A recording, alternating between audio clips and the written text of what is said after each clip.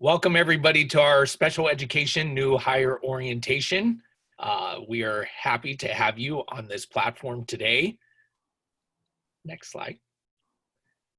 So part of our district, we have, of course, Fran English, who many of you have probably seen or met. She is our director. Carly Kim, who may have hired you. She is our assistant director. And we have Edie Dalton Saucedo, who's our program manager. Today with us are our program specialists. My name is Ray Santos, and I am program specialist for the Washington High School attendance area, as well as the secondary level counseling enriched programs. Good morning, I'm Diane Dooley, and I am the program specialist for our Birth to 5 programs, as well as several non-public schools for children with intensive needs related to autism.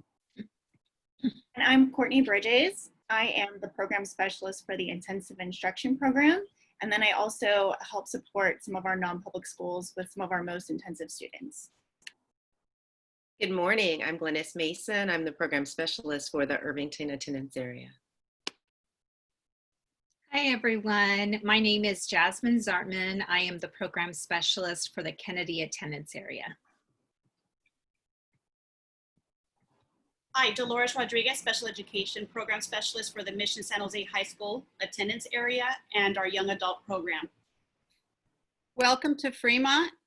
I'm Julie Kelly, and I oversee the Education-Related Mental Health Program, or ERMS, the Elementary Counseling Enriched Programs, one of the junior high or middle school now, Counseling Enriched Program, and non-public schools for students with emotional needs. Hi everyone, I'm Jonelle Brown and I'm the program specialist for the American attendance area, and I also cover a few non-public schools. Thanks. Wonderful. Next slide, please.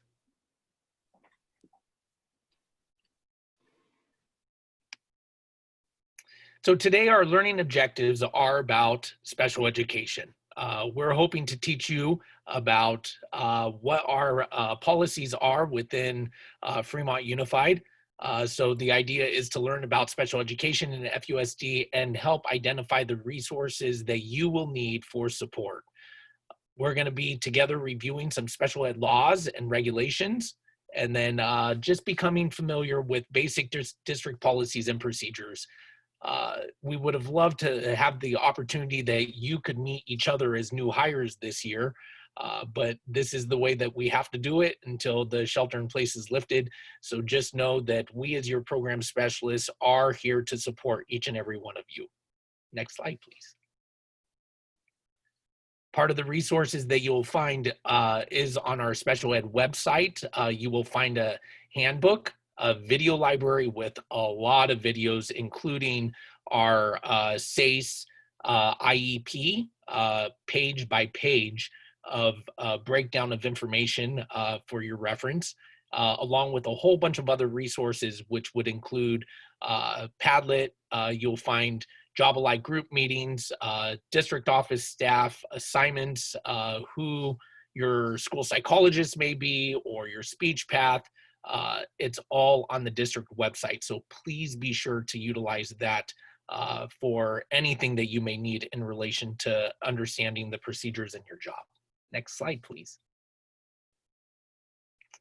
So special education, as you know, is governed by a whole bunch of guidelines, and part of what we have are federal mandates under the IDEA, and back in the day, in 1975, there was PL 94142, which started it all, and it was known as the Education for All Handicapped Children Act of 1975. And shortly thereafter, in the early 80s, 1982, there was a case that really set the bar for what we define as the practices and what FAPE really means, a free and appropriate public education. Rowley, who was a deaf student in kinder, the school district had refused to provide sign language interpreter. And what the Rowley case established for the school districts is the basic floor of opportunity, which consists of access to specialized instruction and related services, which are individually designed to provide an educational benefit for students identified with a disability. Then in 2017, so here we fast forward to another federal guideline, which was the Andrew F. decision, which really was about us now as districts needing to meet the substantive obligation under the IDA for school districts to provide an IEP that is reasonably calculated to enable a child to make progress appropriate in light of the child's circumstances. So again, that is part of what we're seeing under the IDEIA, which was the revised law of 2004 and then 2017. We have a lot of guidance from the Office of Special Ed Programs, Department of Education, the California Department of Ed and laws. Most recently, there was a new law in July 2020 from the CDE, California Department of Ed, which also helps to shape the work that we do.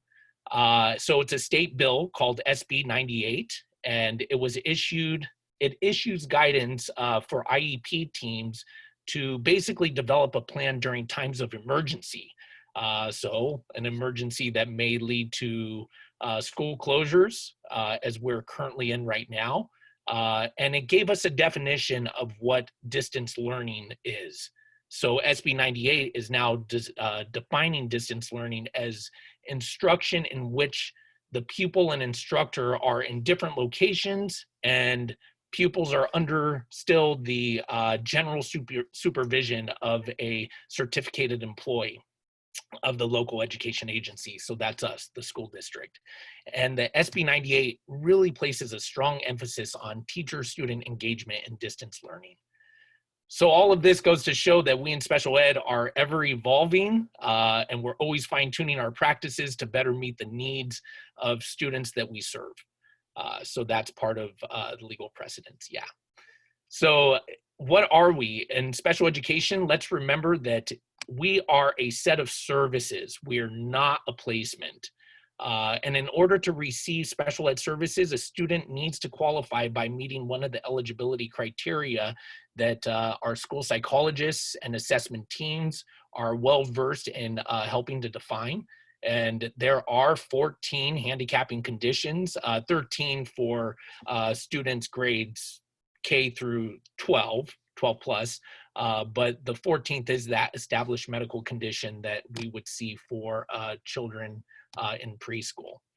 And then the exclusionary factors, we have to remember that students whose educational needs are not due, so students whose educational needs are due primarily to any of the following are not students with exceptional needs. So we wouldn't be saying that a student is identified as disabled if they're limited English proficient, if they've lacked instruction, or there's a temporary physical disability or social maladjustment.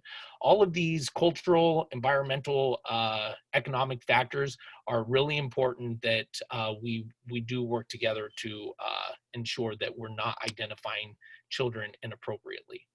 Next slide, please. All right, and this would be you, Diane.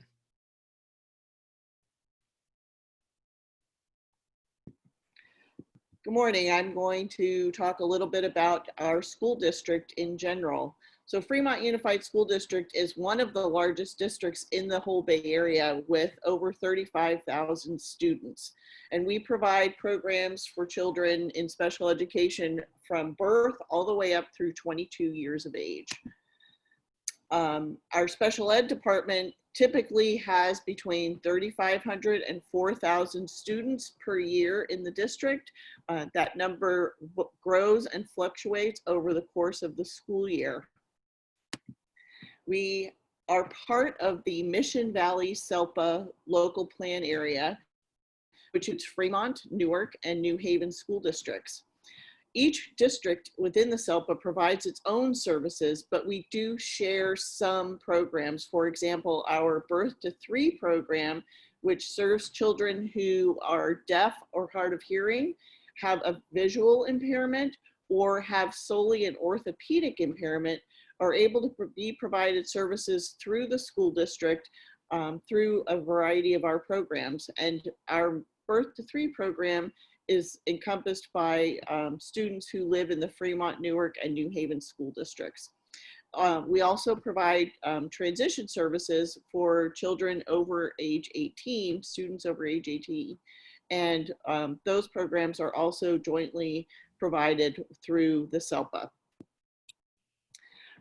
The school district is made up of over 42 schools, including a site for our Glankler Early Learning preschool special education programs, 28 elementary schools, 3 junior high schools, and 2 middle schools. We are in the middle of transitioning from junior highs to middle schools currently. And as of this year, we have 2 that have fully converted and 3 that will be converting over the next several years.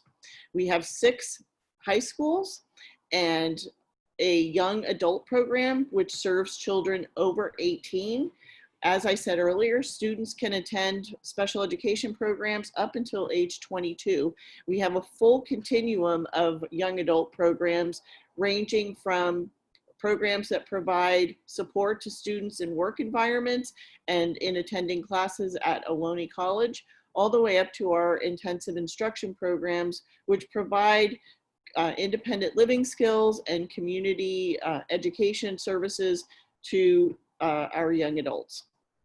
Every school site in our district has at least one resource specialist program, depending on the number of students in at each elementary school who require services. We may have more than one resource program. We also have a speech and language pathologist and school psychologist for every elementary school.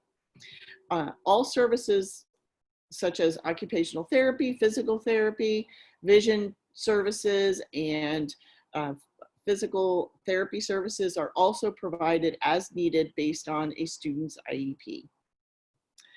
And that is a brief overview of Fremont Unified. And next you're going to meet Courtney and Glennis. Before we go there, there were a couple of things that I wanted to just highlight for everybody when it comes to the best practices and what we as the program specialists are really here to help support you in conducting. So part of what we were talking about earlier for the governance that we have from the IDEA, what we know is that NDREF in 2017 really was compelling school districts to conduct complete and thorough, meaningful assessments that includes observations in multiple settings, as well as a thoughtful analysis of the student's needs. So just remember that assessment drives the IEP. Also develop the IEP goals that are appropriately ambitious. So that was one of the big key points from the NDREF. So appropriately ambitious based on the student's unique circumstances. The same IEP goals should never be written over and over. Progress reporting, we want to make sure that everybody's doing it as it is a requirement. If the student is not making progress, reconvene and address the lack of progress, perhaps by changing the goals or services. And then finally, be sure to document a thoughtful and well-established plan in the IEP. You want to show consideration of the unique circumstances and be appropriately ambitious in the development of the FAPE offer. Okay, thank you.